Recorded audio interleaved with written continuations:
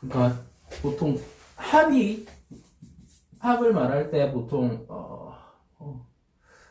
암명합 이런 말을 하죠. 암명합. 그래서 일단 명합부터 시작해요. 명합은 보이는 합. 그러니까 보이는 합이니까 우리가 지금까지 배웠던 간합, 그 다음에 삼합, 방합, 또 뭐 있습니다. 육합, 요런 게 그러니까 명합, 눈에 보이는 합. 그러니까 사주팔자에 드러나서 이루고, 그 다음에 안명합은 보이는 천간과 보이지 않는 지장간의 합. 이거는 뭐 봅시다. 만약에 이런 거는 이런 거죠. 임이 있고 호가 있으면 이게 병정이죠, 그죠? 중간에 기가 있고 이러면은 이 지장간에 정이 있고, 요거는 지장간이잖아요. 지장간에 정이 있고 천간에 임이 있는데 얘 둘이 합을 한다. 이게 안명합이에요. 이게 안명합이고, 암합은 지장간이 같은 기운에 천간합 합을 하면 이게 암합이라고 하거든요. 그죠? 지금 물으신 거는 이 암합을 물으신 거죠. 안 봐도 됩니다.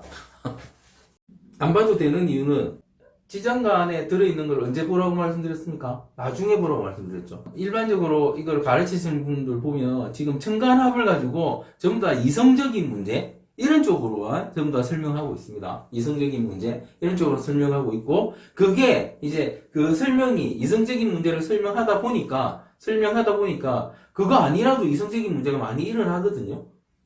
그죠? 그러니까 천간합 없는 사람도 바람 피우고 이성적인 문제가 많이 발생해요. 많이 발생하니까 이제 갖다 들이댄 게 이거라고 봅니다.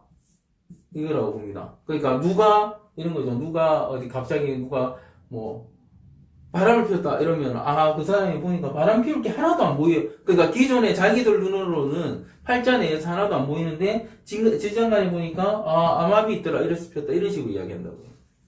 안 봐도 됩니다. 그런데 그거 아니라도 바람 피우는 거는 얼마든지, 그러니까 그 사람들이 간지의 관찰이 되지 않아서 그렇다고 봅니다. 간지의 관찰이 되지 않아서. 이분이 예를 든 신월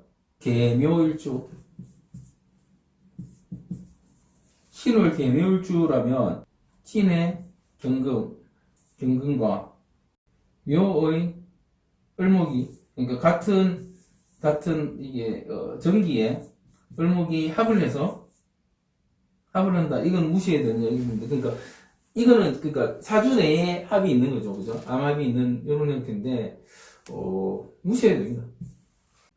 그렇습니다. 그런데 실제로 그러면 신하고 지지를 그냥 보는 거죠. 지지를 그냥 볼 때 묘하고 신하고 460페이지 보면은 그러니까 원진귀문 이래 나오네요. 원진귀문. 이 합작용이 을경합인데, 을경합이라는 게 분명히 해석할 때, 지금 나와 있는 해석할 때 무슨 합이 있으면 부화내동하고 뭐하고 막 그러면서 전부 다 다정다가 뭐 부화내동 이런 걸 완전 전부 다 이걸로 그냥 다 설명할 거예요, 대부분. 그래서 바람 핀다 이거예요. 바람 핀다 이건데, 실제 몰래 바람 핀 거잖아요. 그죠? 몰래 바람 핀 거잖아요. 몰래 하는 거잖아요. 귀문 때문에 그렇겠죠, 뭐 그러면. 그렇게 보는 게 더 맞죠? 왜냐면 뭐 바로 드러난 게 있는데 왜 속에 걸 뒤집어서 봐요? 이건 나중에 그런 게 있으면 하고, 기문이 있으니까 저 사람 신기한 짓 하겠다 이렇게 보는 거죠, 그냥. 그죠? 원진이 있으니까 저 사람은 내가 어떤 행동을 하면 A라는 행동을 했는데 B라고 볼 것이다.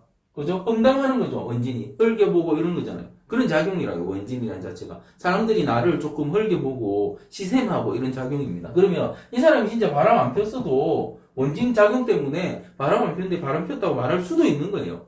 그죠? 바람 폈다고 이걸 암압을 가지고 장담할 게 아니고, 그게 더 맞는 해석이라고 봅니다. 왜냐하면 그 사람을 위해서, 사주는 그 사람을 위한 해석을 해야지, 그 사람을 죽이는 해석을 하면 안 됩니다. 그래서 이게 더 맞다고 보는 거죠. 그래서 암압이라는 게 모르겠습니다.